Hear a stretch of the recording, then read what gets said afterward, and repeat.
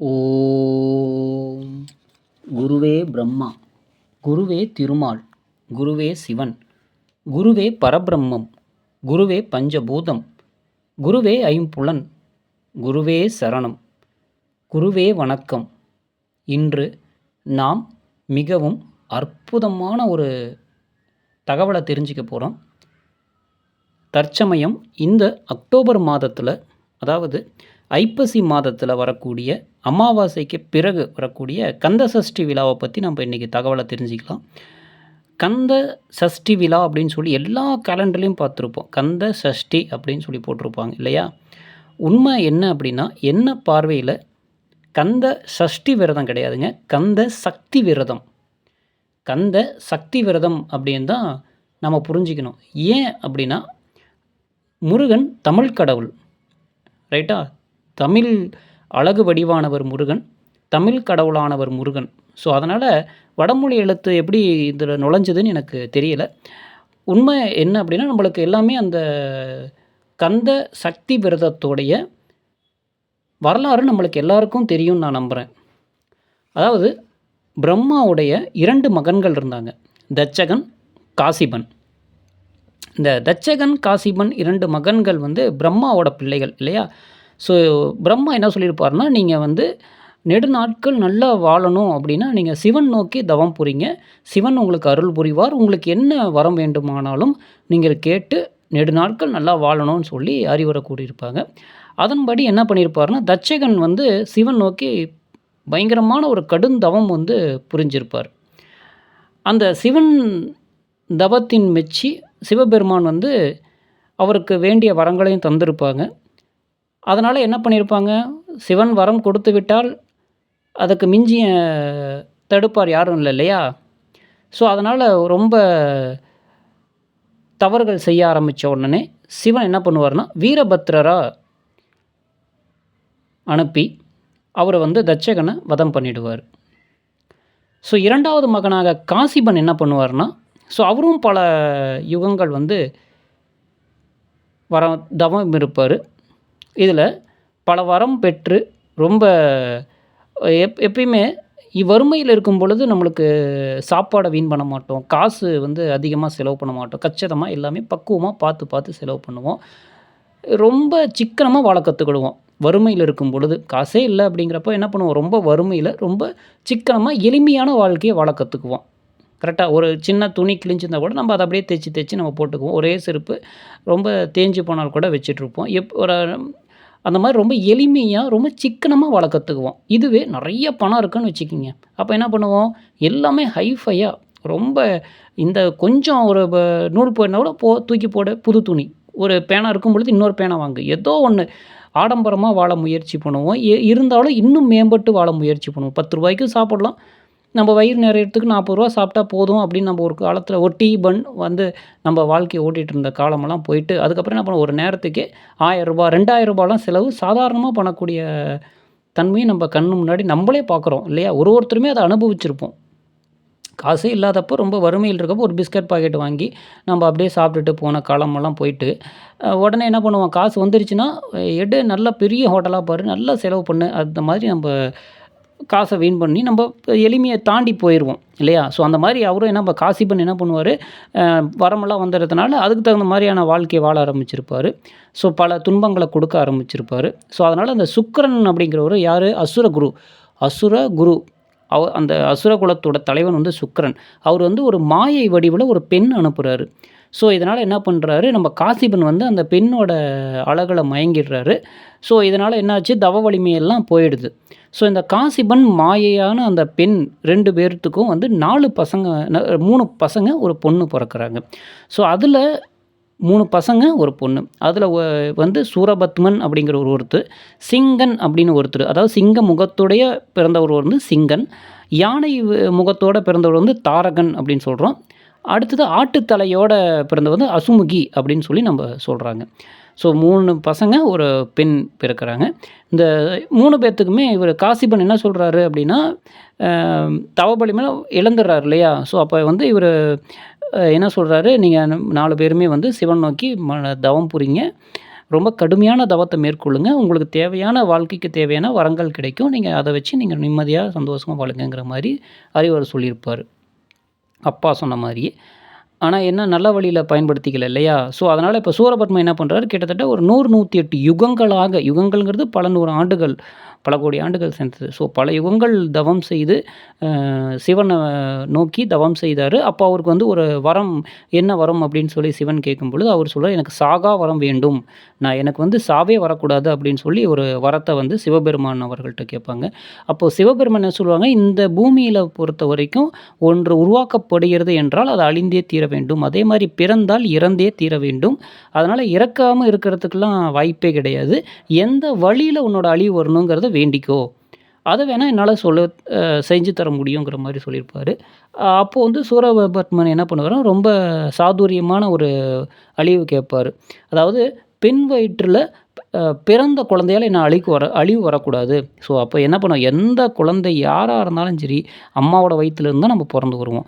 So, அப்போ என்ன பண்ண முடியாது, அந்த மாரி ஒரு குழந்தை பிறக்கவே வாய்ப்பில்ல. அப்போ நம்மள அழிக்கவே முடியாது. அப்போ நம்ம வந்து சாகாத வரத்தோட எப்பயும் நெடு நாட்கள் வாழ முடியும். அப்போ நம்மளுக்கு அழிவே கிடையாதுங்கிறத ஒரு கணக்குல வந்து சூரபத்மன் வந்து சிவன்ட்ட வரம் வாங்கிருவாரு. அதாவது பெண் வயிற்றில பிறந்த குழந்தை என்னைய வந்து அழிக்கக்கூடாது. எந்த ஒரு பெண் வயித்துலயும் வந்து குழந்தை பொறந்தவங்களால எனக்கு அழிவு நேரக்கூடாது அப்படின்றது தான் அவருடைய வரம். ஸோ, அப்போ என்ன பண்றது? ஒண்ணும் பண்ண முடியாது. இல்லையா? எப்படியா இருந்தாலும் வயித்துல இருந்து குழந்தை வந்தா தானே வந்து அந்த குழந்தை தானே வளர்ந்து அழிக்க முடியும். ஸோ, அப்போ அழியவே வாய்ப்பு இல்லை இல்லையா? ஸோ, இந்த மாரி ஒரு சூழ்நிலையில அவருக்கு தெரிஞ்சு போச்சு, இனி நம்மளுக்கு அழிவே கிடையாது அப்படின்ட்டு அந்த வரத்த வாங்கிட்டதுனால, தேவலோகம் பல பல துன்பங்கள், ஏன்னா இது அழியவே மாட்டோங்கிறப்போ எப்படி இருக்கும்னு நெனச்சு பாருங்களேன். அப்போ நெறைய தவறுகள் செய்ய ஆரம்பிக்கிறாரு. நெறைய தொந்தரவுகள் செய்ய ஆரம்பிக்கிறாரு. ஸோ, இதனால என்ன பண்றாங்கன்னா, சிவன் வந்து நெற்றிக்கண்ல இருந்து அ அ நெற்றிக்கண் திறந்து நெருப்ப வந்து விடுறாரு. ஸோ, அந்த நெருப்பு, அந்த வாயு பகவான் என்ன பண்றாரு அப்படின்னா, அந்த நெருப்ப வந்து சரவண பொய்கையில வந்து 6 விதமா வந்து தாமரை இதழ்கள்ல விடுறாங்க. ஸோ, அப்படி விடும்பொழுது என்ன ஆகும்னா, கார்த்திகை பெண்கள் எல்லாருமே அந்த 6 குழந்தைகளாக அந்த நெருப்புலருந்து பிறந்த அந்த உருவம் வந்து வளர ஆரம்பிக்குது. அத வந்து கார்த்திகை பெண்கள் வந்து பாதுகாக்குறாங்க. அந்த கார்த்திகை பெண்களுக்கு அப்போ இவரு வந்து நெற்றிக்கண்ல இருந்து தானே பிறந்திருக்கிறாங்க. ஸோ, அப்போ வந்து அந்த குழந்தைகளா 6 நெருப்பு பிழம்பும் 6 குழந்தைகளாக உருவாகம் ஆயிடுத்து. ஸோ, அப்போ அங்கருந்து வாயு பகவான் என்ன பண்றாரு, அந்த சரவண பொய்கையில 6 விதமா கார்த்திகை பெண்கள்ட்டயும் குடுத்து வளர்த்த அவரு எல்லாமே யாரு? முருகனா இப்ப நம்ம வணங்கிட்டு இருக்கோம் இல்லையா? ஸோ, எல்லாமே நெருப்போட அம்சமா நம்ம பார்க்குறோம். ஸோ, அப்போ பார்வதி தேவி வந்து அந்த 6 பேத்தையும் அணைக்கும் பொழுது ஓர் உருவமா உருவாகிடுறாங்க. அத நம்ம கந்தன் அப்படின்னு சொல்றோம். கரெக்ட்டா? ஸோ, இதுதான். அத பின்புல ஒரு வரலாறு. ஸோ, இப்ப என்ன ஆயிடுத்து, அவர் வந்து பெண்ணோட வயிற்றில பிறக்கல. பார்வதி தேவியோட சக்தியும் வந்து அவர்கிட்ட இருக்கு. ஸோ, இப்போ வந்து ரொம்ப தொந்தரவு ஆயிட்டதுனால, ஃபர்ஸ்ட்டு முருகன் என்ன பண்றாரு, கந்தன் கந்த சஷ்டி இல்லையா? கந்தத்த சக்தி. ஸோ, அப்போ இவர் சிங்கமுகன், தாராசுரன், ஸோ, இவைங்களெல்லாம் வந்து மீதி இருக்கக்கூடிய இதர இவர் கூட இருக்கவங்கள அஜமுகி இவங்கலாம் என்ன பண்றாங்கன்னா, 5 நாளா அவர் வந்து வதம் பண்றாரு. முருகன் வந்து வதம் பண்றாரு. ஸோ, 6வது நாள் என்ன பண்றாரு, சூரபத்மனையும் நம்ம அழிக்கணும் அப்படின்னு சொல்லி இது பண்றாங்க. எல்லாரும் வந்து முறையிடும் பொழுது சூரபத்மனையும் நம்ம அழிச்சிடலாம் அப்படின்னு சொல்லி. ஸோ, இவர சூரபத்மன் அழிக்கிறதுக்கு முன்னாடி வீரபாகு அப்படிங்கிறவர் வந்து தூது விடுறாரு. வீரபாகு அப்படிங்கிறவர வந்து முருகப்பெருமான் வந்து தூது விடுறாரு. இந்த மாதிரி வந்து அழிக்கிறதுக்கு ரெடி ஆயிட்டோம். அதனால நீங்க என்ன பண்ணுங்க, விட்டுடுங்க. யாரையும் தொந்தரவு பண்ணாதீங்கங்கிற மாரி சொல்றாங்க. ஸோ, இவரு வீரபத்மன் என்ன பண்றாரு, வீரமகேந்திரபுரி அப்படின்னு ஒரு ஊரையே, ஒரு பெரிய நகரத்தையே உருவாக்கி அங்க வசிக்கிறாரு. ஸோ, இவரு வந்து எல்லாரோட துணையும் இருக்கு இல்லையா? ஸோ, அதுக்கப்புறம் வந்து தான் நம்ப முருகன் அங்கலாம் போய் பார்க்கும் பொழுது, சிறுவன வந்து அழிக்கிறதுக்கு மனமில்ல அப்படின்னு சொல்லி சூரபத்மன் வந்து சொல்லியிருப்பாரு. அப்போது சூரபத்மன் அந்த சொன்ன வார்த்தை அது முன்னாடி நம்ம படத்தில் கூட பார்த்துருப்போம் இல்லையா? சிறுவன் பொடியன் அப்படின்ற மாதிரி டயலாக் வந்திருக்கும். ஸோ அது என்னன்னா சூரபத்மன் வந்து ஒரு சின்ன பையன்லாம் எதுவும் பண்ணுறதில்லைங்கிற மாரி சொல்லியிருப்பாரு. அப்போ முருகன் வந்து என்ன சொல்றாருன்னா, இவ்வளோ கொடூரமான ஒரு குணங்களை உடைய இவரிடத்திலயுமே வந்து ஒரு கனிவான மனம் இருப்பத வந்து முருகப்பெருமான் வந்து புரிஞ்சுக்கிறாரு. எம் இவ்வளோ கொடூரம், இவ்வளோ தொந்தரவுகள் பண்ணியிருக்காங்க, இவ்வளோ பேர அழிச்சிருக்காங்க, இவ்வளோ பேர நம்ம தொந்தரவு பண்ணி இத்தனை கொடூரங்கள் செய்தாலுமே அவர் மனதிற்குள்ளேயும் ஒரு சிறு வந்து கனிவான ஒரு குணம் இருக்கிறது. ஸோ அப்போ வந்து நம்ம இவர வந்து அழிக்கக்கூடாது.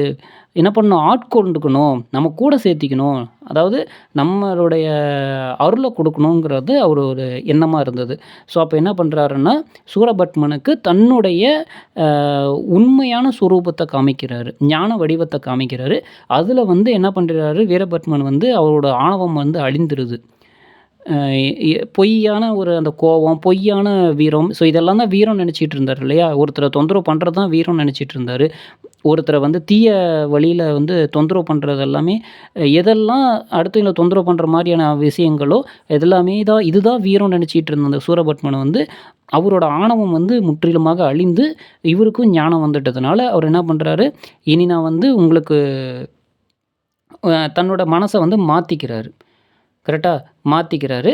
ஸோ, அந்த சமயத்தில வந்து முருகப்பெருமான் என்ன பண்றாரு அப்படின்னா, தன்னோட ஞான வடிவத்த இவருக்கு காமிச்சது எதுக்காக? ஆட்கொண்டுக்கிறதுக்காக தான்.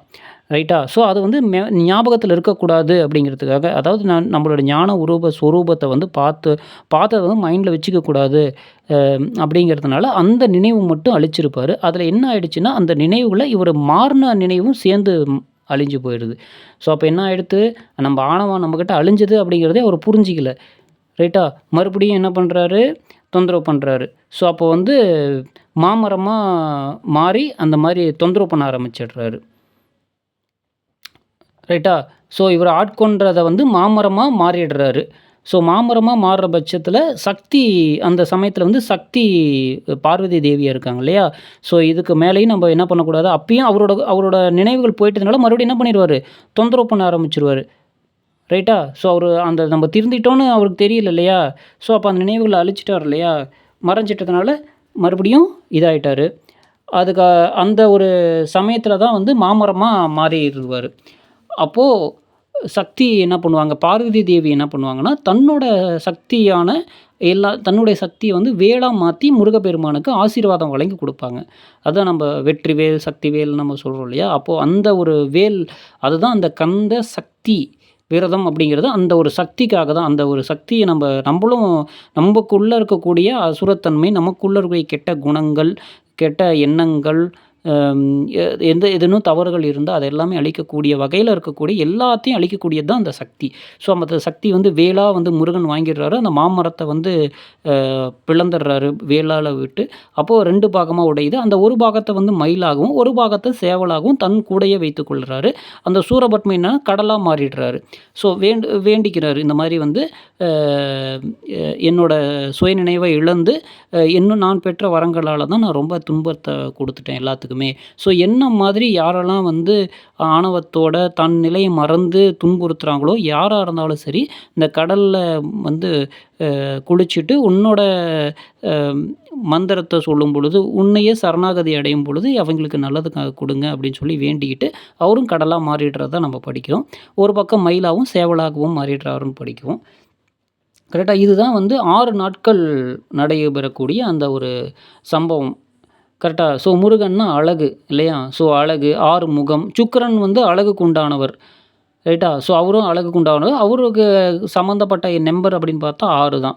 ஸோ, நம்ம முருகனுக்கும் 6 தான். ஸோ, வசீகரத்தன்மை, குழந்தை பாக்கியம், வீரம் எல்லாம் சகலமும் இவர் வந்து ஒரு சித்தர். நம்ப இது வந்து நம்ம கதையில படிக்கக்கூடிய கந்த சக்தி விரதத்துடைய ஒரு கதை. பின்புல வரலாறு.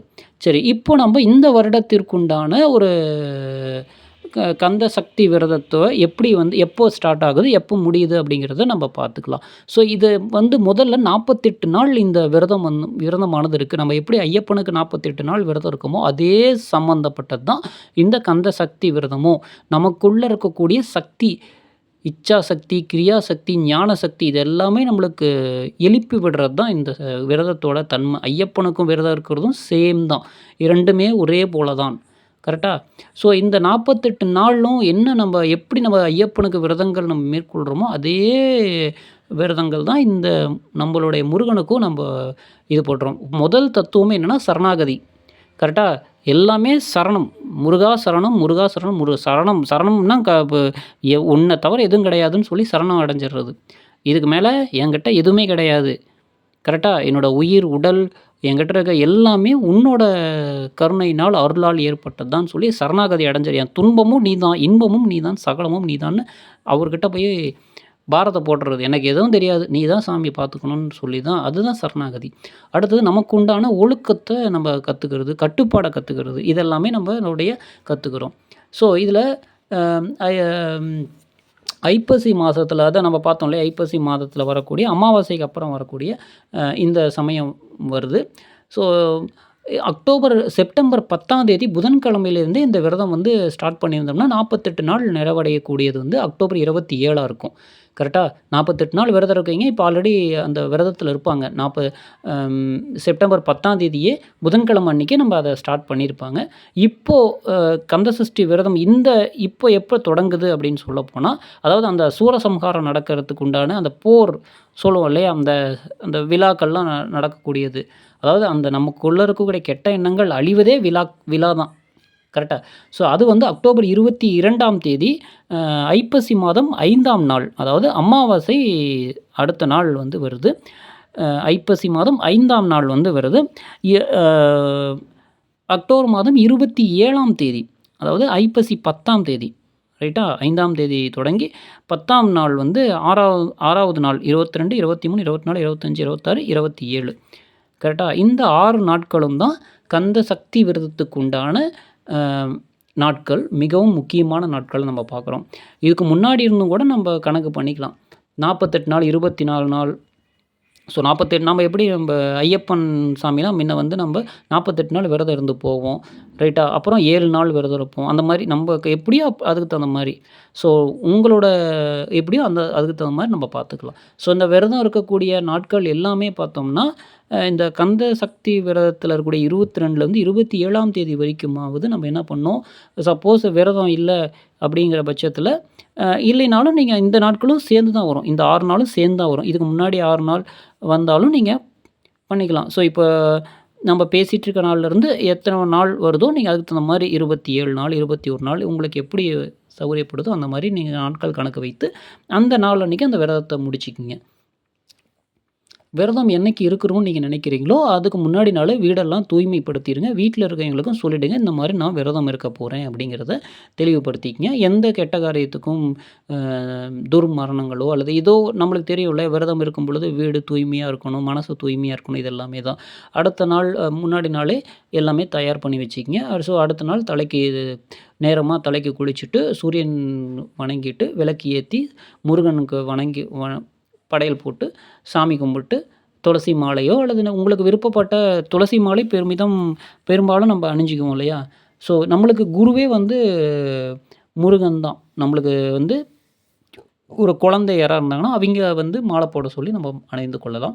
இதில மாலை போட்ட தினத்திலேருந்து மாலை கழட்டுற வரைக்குமே மன தூய்மையா இருக்கணும், பக்தியா இருக்கணும், ஒழுக்கமா இருக்கணும், சரணாகதி தத்துவத்தோட இருக்கணும். ஓம் சரவண பவ எல்லா மந்திரங்களும் நீங்க எவ்வளோ பெரிய மாந்திரீக வேலையா இருந்தாலும், சரவண பவ அப்படிங்கிற மந்திரம் இல்லாம, அந்த ஓம் அப்படிங்கிற விஷயம் இல்லாம, அந்த அந்த மந்திர கட்டம்னு சொல்லுவாங்க இல்லையா? ஸோ அது நட்சத்திர வடிவில இருக்கக்கூடிய அந்த வி ச விஷயம் சமாச்சாரம் இல்லாம கண்டிப்பா அது இருக்காது. கரெக்ட்டா? எந்த மாந்திரீக தந்திரத்த பார்த்தீங்கனாலும், நீங்க பார்த்துக்குங்க. ஓம் அந்த மந்திரங்கள் கண்டிப்பா இருக்கும். ஓம் அப்புறம் சரவண பவ அப்படிங்கிற மாரிலாம் இருக்கும். முருகனுக்கு உகந்த தினமும் நம்மளுக்கு தெரியும் இல்லையா? செவ்வாய்க்கிழமையும், வெள்ளிக்கிழமையும் முதல் முழு முதலான வந்து முருகப்பெருமானுக்கு உகந்த நாள் அப்படின்னு சொல்லி பார்ப்போம். ஸோ முடிந்த அளவுக்கு வந்து கந்தசஷ்டி நாள் அன்னைக்கு தொடங்குது அந்த நாளுக்கும், அதாவது விரதம் ஸ்டார்ட் பண்ணுற அந்த நாளும், விரதம் முடிவடையக்கூடிய 27ஆம் தேதி, பொதுவா நம்ம எப்போ விரதம் ஸ்டார்ட் பண்ணலாம் 27ஆம் தேதி அந்த விரதத்தை முடிப்போம். ஸோ அந்த கடைசி நாள் வந்து உபவாசம் இருக்கிறது. உபவாசம்னா முழு நேர உணவு வந்து தியாகம் பண்ணுறது. இல்லைன்னா அதுக்கு தகுந்த, அதாவது ஏன்னா வயிறு முட்டை சாப்பிடக்கூடாது. இவ்வளோ தாங்க விஷயம். அன்னைக்கு பழங்கள் சாப்பிடலாமா, பால் சாப்பிடலாமா, நமக்கு அரை வயித்துக்கு என்ன தேவையோ எனர்ஜி, சக்தி, அதாவது நம்ம தொழிலுக்கு தகுந்த மாரி, உடல் உழைப்புக்கு தகுந்த மாரி அந்த இது மாறும் இல்லையா? எடுத்துக்கொள்ளக்கூடிய உணவின் அளவு, சக்திகள் எல்லாமே மாறும். ஸோ அதே போல தான் வந்து இப்போ நம்ம ஒருத்தர் உட்காந்துட்டே இருக்காருன்னு வச்சுக்கிடுங்களேன், உட்காந்தே வேலை செஞ்சுட்டு இருக்காரு. அவர் வந்து நல்லா வயிறு முட்டை சாப்பிட்டு போனா பாருங்க, ஜீரணம் பண்ணுறது கஷ்டம். ஒரு கடினமான உழைப்பாளி, அங்கேயும் இங்கேயும் ஏறாரு, படியெல்லாம் ஏறணும், அந்த மாரி இருக்கப்போ இவரு சாப்பிட்ற சாப்பாடு அவருக்கு செட் ஆகாது. கரெக்ட்டா? இவருக்கு உடனே பசி எடுத்துரும். ஏன்னா உடல் உழைப்பு அந்த மாரி. மூளைக்குண்டான உழைப்பும் அதே போல தான். இருந்தாலும் உடல்ல இருக்கக்கூடிய பாகங்கள் ஜீரணம் பண்ணுறதோட தன்மை வேறுபடுது. ஸோ அதுக்கு தகுந்த மாரி அரை வயிற்று சாப்பாடுங்கிறது ஞாபகம் வச்சுக்கங்க.